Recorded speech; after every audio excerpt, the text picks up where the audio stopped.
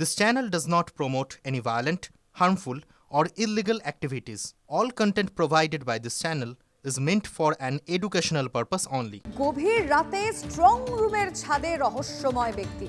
বর্ধমানের university institute of টেকনোলজির video viral হয়েছে। এই কলেজের স্ট্রং রুমে রয়েছে 5টি বিধানসভার ইভিএম। দেখুন আগে ভিডিওটা।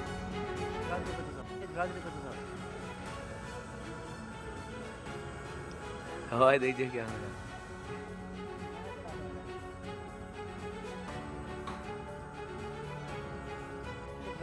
UEM Jaipur is a perfect target for prospective students aspiring for good jobs, good education with future-ready skills.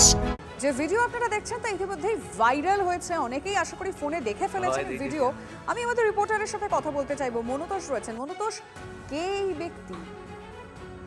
দেখো, সেটাই তো রহস্য যে কে এই ব্যক্তি যেখানে স্ট্রং রুম, সে স্ট্রং রুমের ছাদে দড়ি ফেলা হচ্ছে, দড়ি বেয়ে তিনি উঠছেন। তো কি কারণে, কি উদ্দেশ্যে ওখানে গিয়েছিলেন বা কেনই তিনি ওখানে রয়েছেন, গোটা বিষয়টি কিন্তু রহস্যের মধ্যে রয়েছে। এবং যারা ওখানে বিজেপি প্রার্থী রয়েছেন, বর্তমান উত্তর বিধানসভা কেন্দ্রের বিজেপি প্রার্থী সঞ্জয় দাস, তিনি সরাসরি অভিযোগ করছেন প্রশাসনের ব্যর্থতা নিয়ে, যে রাত্রিবেলা ওইভাবে একটি মানুষ কিভাবে স্ট্রং রুমের ছাদে রয়েছে এবং বিভিন্ন রকম আওয়াজ পাওয়া যাচ্ছে বলে তিনি অভিযোগ করেছেন। কোথাও দেয়াল ভাঙার আওয়াজ পাওয়া যাচ্ছে এমনটা তিনি অভিযোগ করেছেন এবং গোটা বিষয়টি নিয়ে নির্বাচন কমিশনে অভিযোগও দায়ের করা হয়েছে এমনটা কিন্তু বিজেপি প্রার্থী জানাচ্ছেন। একই সঙ্গে ওখানে তিনি যারা তৃণমূলের যারা রয়েছে, তৃণমূল তারাও যেটা অভিযোগ করছেন যে বিভিন্ন সময় বিভিন্ন রকম অভিযোগ করা হচ্ছে কিন্তু তার কোনো নিষ্পত্তি হচ্ছে না, এমনটা কিন্তু অভিযোগ আসছে। আলটিমেটলি কি জানা যায় কে এই ব্যক্তি?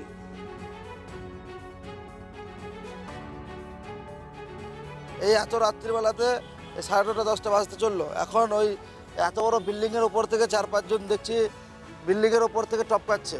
বিল্ডিংয়ে বিকট শব্দ আসছে। উত্তর বিধানসভার যে ইভিএমগুলো রাখা আছে সেই বিল্ডিংয়ের পাশ থেকে বিকট জোরে জোরে শব্দ আসছে।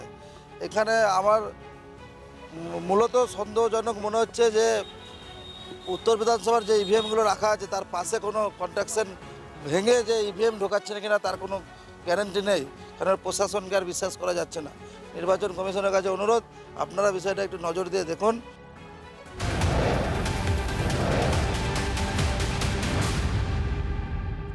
বৃহস্পতিবার আজও ফের ক্যানিং বঙ্কিম সরকার কলেজের স্ট্রং রুমে সিসিটিভির মনিটর বিভ্রাট, বারবার নিচ্ছে মনিটর।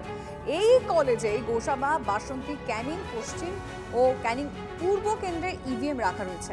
আজ সকাল 6:20 নাগাদ বন্ধ হয়ে যায় সিসিটিভি নজরদারি দুটি মনিটর। গোসাবা ও বাসন্তী কেন্দ্রের স্ট্রং রুমের মনিটর দুটি বন্ধ হয়ে যায়। কেন বারবার মনিটর বিভ্রাট, প্রশ্ন রাজনৈতিক দলগুলির। মনিটর বিভ্রাট নিয়ে আগেই কমিশনে নালিশ বিজেপি প্রার্থীর। প্রায় 45 মিনিট এলসিডিটা বাসন্তী গোসাবার এলসিডিটা অফ আছে। এদেরকে বলছি আমাদের স্টোর রুমের সামনে নিয়ে যাও, এরা নিয়ে যায় না, কেউ আমাদের কোনো কথা শোনে না।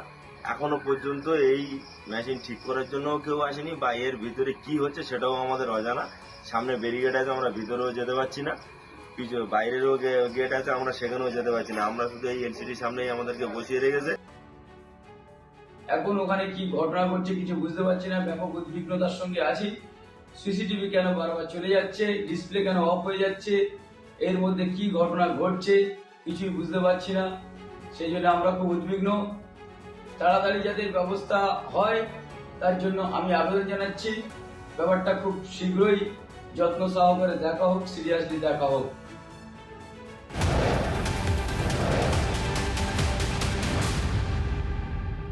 ক্ষুদিরাম অনুশীলন কেন্দ্রে আবারও উত্তেজনা। পোস্টাল ব্যালট বক্স রাখাকে কেন্দ্র করে উত্তপ্ত হয়ে ওঠে স্ট্রং রুম চত্বর। তৃণমূলের অভিযোগ, সিসিটিভির নজরদারি নেই এমন ঘরে 8টি পোস্টাল ব্যালট বক্স রাখা হয়েছে।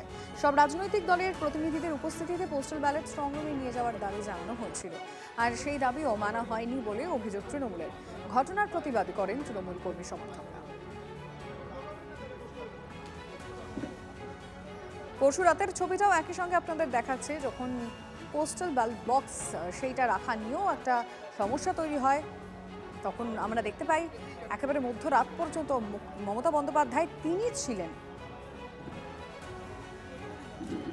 বৃহস্পতিবার রাতে ক্ষুদিরাম অনুশীলন কেন্দ্রের অবস্থানে বসেন কুণাল ঘোষ, শশী পাঁজারা। সেই ছবি আর তার পাশাপাশি আবারও নতুন করে নেতাজি ইন্ডোরে যে সমস্যা দেখা যাচ্ছে, মানে যে অভিযোগ সামনে এসেছে,